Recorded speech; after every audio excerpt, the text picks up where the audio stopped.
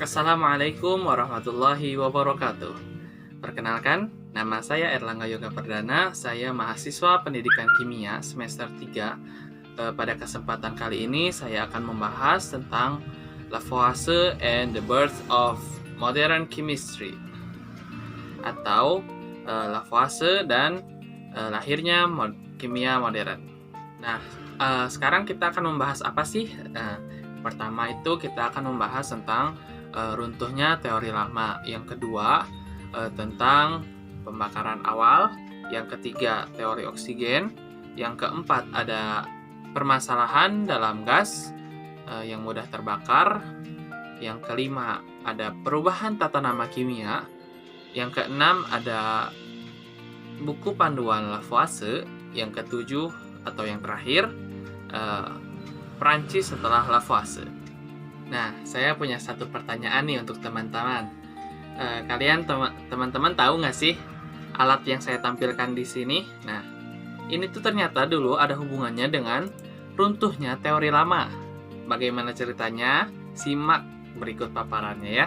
Bagaimana sih bisa lahir ilmu kimia yang modern ini? Jadi dulu itu selama 20 tahun dari tahun 1770, ilmu kimia itu mengalami perkembangan yang pesat loh. Dari mulai yang mendasarnya, kemudian tata namanya, semuanya. Itu karena akibatnya dari satu orang, yaitu Lavoisier. Nah, yang dimaksud runtuhnya teori lama itu teori phlogiston. Jadi phlogiston itu teori yang dulu itu didoktrin kepada kimia-kimia bahwa itu tuh sempurna phlogiston itu. Nah, jadi dulu sebagai mahasiswa Lavoisier juga membuat laporan dari 200 laporan. Dari sini dia melihat bahwa teman-temannya itu masih banyak yang percaya loh bahwa air dapat berubah menjadi tanah. Bukti dari pernyataan ini adalah percobaan dari pohon Van Helmont, dan faktanya ialah sebagai beberapa kali penyulingan air dapat menguap dan masih meninggalkan endapan. Nah, endapan di sini yang maksudnya itu dapat diubah menjadi tanah. Nah, tapi Lavoisier tidak begitu percaya. Lavoisier berangkat atau pergi untuk menemukan asal mula bagaimana caranya ini bisa terjadi gitu. Nah, yang teman-teman lihat di samping kiri saya ini namanya pelikan. Lavoisier ini menggunakan pelikan sebagai wadah destilasi yang terjadi dalam wadah yang sama. Setelah ditimbang, pelikan tanpa tutup itu dimasukkan sedikit air hujan yang telah disuling sebanyak 8 kali. Kemudian Lavoisier memanaskan pelikan sesekali sambil menarik sumbatnya agar gas bisa keluar. Kemudian dia menutup pelikan kembali, terus didinginkan dan ditimbang ulang. Kemudian dipanaskan lagi di atas bak pasir hingga destilasi berlanjut sampai 101 hari. Setelah itu, zat padat tampak tersuspensi di dalam air. Kemudian pelikan didinginkan dan ditimbang. Masanya tidak berubah, dan hasil ini dengan sendirinya telah membantah teori yang tadi itu. Partikel-partikel api menurut yang telah diusulkan oleh Boyle telah menembus bejana dan bergabung dengan air untuk menghasilkan tanah atau padatan. Setelah memastikan bahwa tidak ada yang masuk ke dalam bejana, Lavoisier mengeluarkan isinya, dan saat menimbang pelikan kering, ia menemukan bahwa telah terjadi penurunan berat pelikan. Dia menyaring dan mengeringkan padatan, tetapi beratnya hanya sekitar 1/4 dari penurunan berat pelikan. Lavoisier menduga bahwa sisa ini yang diekstrak dari gelas masih berada dalam larutan. Jadi ia menguapkannya sampai kering, dan didapatlah berat total bahan padat sekarang lebih besar sedikit daripada yang hilang tadi. Lavoisier telah membuktikan bahwa air tidak dirubah menjadi bumi atau tanah, dan menjelaskan dari mana padatan itu muncul. Pada tahun 1772 merupakan tahun yang penting bagi Lavoisier, karena pada tahun ini Lavoisier mulai melakukan pembakaran awal ketika dia bekerja sama dengan beberapa rekannya di kampus untuk melakukan pemanasan. Nah, Lavoisier mulai tertarik dengan subjek ini. Louis Bertrand Ruijten de Morveau mengkonfirmasi bahwa logam masanya itu bertambah ketika dikalsinasi.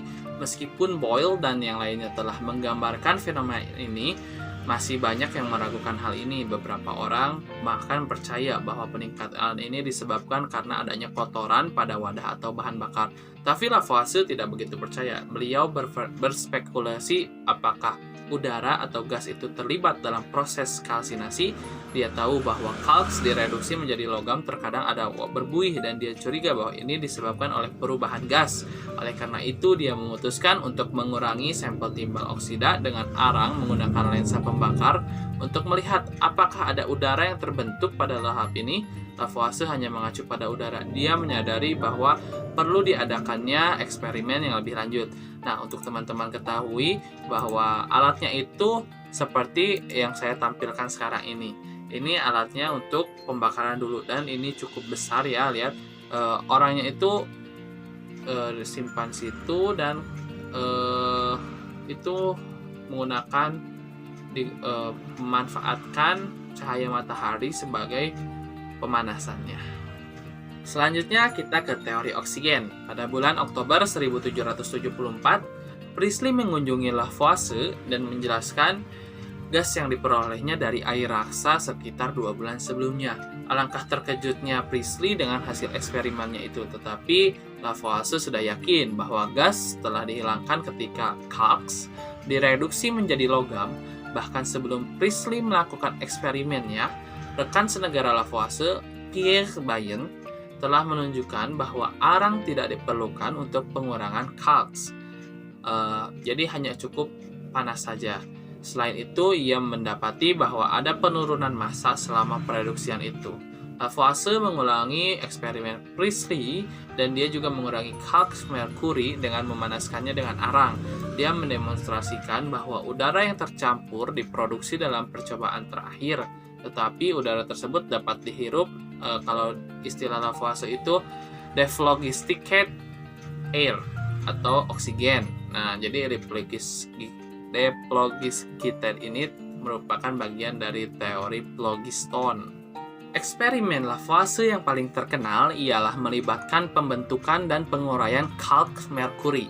Sejumlah merkuri yang telah ditimbang ditempatkan dalam retort besar yang dihubungkan ke toples udara. Merkuri dalam retort disimpan pada suhu mendekati titik didihnya selama 12 hari, sampai jumlah kalk merkuri di permukaan tidak lagi meningkat. Pada saat didinginkan, ditemukan bahwa udara di dalam retort berkurang hingga 5-6 dari volume sebelumnya. Lavoisier menyebutnya sebagai mephitic air, atau berbagai jenis gas yang dianggap berbahaya oleh manusia, termasuk di dalamnya ada nitrogen dan karbon dioksida. Ketika kalk merkuri yang dihasilkan kemudian dipanaskan dalam retort kecil, sejumlah udara dibebaskan dengan volume yang sama, setara dengan gas yang hilang dalam pembentukan kalk. Sewaktu mephitic air dan oksigen dicampurkan dalam perbandingan yang tepat, campuran itu menghasilkan sebuah identik gas di atmosfer. Oleh karena itu, Lavoisier telah membuktikan bahwa udara adalah campuran dari dua komponen dan salah satunya ialah oksigen digabungkan dengan logam yang telah dikalsinasi. Nah, selanjutnya permasalahan dalam gas yang mudah terbakar. Lavoisier dihadapkan pada masalah bahwa jika logam tidak terdiri dari kalks yang dikombinasikan dengan phlogiston, dari mana asal udara yang mudah terbakar tersebut? Lebih lanjut, teori phlogiston memberikan penjelasan yang lengkap tentang pengamatan Priestley tersebut, bahwa kalks diubah menjadi logam pada saat pemanasan dari gas yang mudah terbakar yang akan diserap dalam proses tersebut. Lavoisier juga telah melakukan eksperimen di mana dia membakar gas yang mudah terbakar dalam oksigen. Dia gagal mendeteksi adanya tanda keasaman dalam eksperimen tersebut, ya walaupun ia telah prediksi berdasarkan teorinya tentang oksigen sebagai pembuat asam. Lavoisier mendapat petunjuk dari seorang pengelana dari Inggris, kali ini Charles Blagden, asisten Cavendish, yang mengunjungi Lavoisier pada 1783 yang menjelaskan eksperimen kuantitatif Cavendish, di mana dia mereaksikan dua volume gas yang mudah terbakar dengan salah satu oksigen. Lavoisier mengulangi pekerjaan Cavendish, namun ada tambahan langkah, yaitu menguraikan air dengan meneteskannya sedikit demi sedikit ke dalam sebuah tabung tembaga yang telah dipanaskan, yang berisi besi untuk mendapatkan kalks dan udara yang mudah terbakar. Lavoisier kemudian menegaskan bahwa air bukanlah sebuah unsur, tetapi senyawa yang tersusun dari oksigen dan gas yang mudah terbakar, dan akan segera berganti nama menjadi hidrogen. Lavoisier menjelaskan bahwa hidrogen dihasilkan dari reaksi antara logam dengan sebuah asam, atau bisa dikatakan bahwa logam tersebut bergabung dengan oksigen di dalam air dan membebaskan hidrogen, dan oksida logam segera bergabung dengan asam untuk menghasilkan garam. Setelah permasalahan ini telah diselesaikan dan mendapatkan dasar teori yang baru, para kimiawan Prancis seperti De Morveau, Claude Louis Berthollet, dan Antoine Francis de Foucault menerima teori tersebut pada tahun 1785. Mereka bekerja sama dengan Lavoisier dalam reformasi tata kimia yang baru. Kimia dibebani dengan sejumlah tata nama yang bertahan dari zaman alkimia terdahulu seperti powder of algarot atau bubuk algarot, liver of sulfur, hati belerang, dan butter of arsenic, mentega arsenik. Selain itu, beberapa gas yang baru juga ditemukan sesuai dengan teori phlogiston, seperti phlogisticated air atau nitrogen. De Morveau mengusulkan bahwa suatu zat harus memiliki satu nama yang pasti yang mencerminkan komposisinya jika diketahui, dan nama itu dipilih secara umum yaitu berasal dari bahasa Latin. Setelah penerbitan tata nama kimia yang baru, Lavoisier memutuskan untuk menulis buku lain untuk menjelaskan sistem baru ini secara lebih lengkap. Buku ini diterbitkan pada tahun 1789 dengan judul Traité élémentaire de chimie dan segera diterjemahkan ke dalam bahasa-bahasa Eropa lainnya. Muncul dalam bahasa Inggris dengan judul Elements of Chemistry. Lavoisier memperkenalkan kelemahan sebuah unsur, bahwa semua zat yang belum terurai harus diterima sebagai unsur. Walaupun revolusi Prancis itu mengakibatkan kematian ahli kimia terkemuka pada saat itu, namun dampak revolusi sains Prancis bermanfaat bagi khalayak banyak. Lavoisier telah menunjukkan bagaimana caranya seorang ilmuwan untuk memberikan jasanya kepada sebuah negara dan pemerintahan.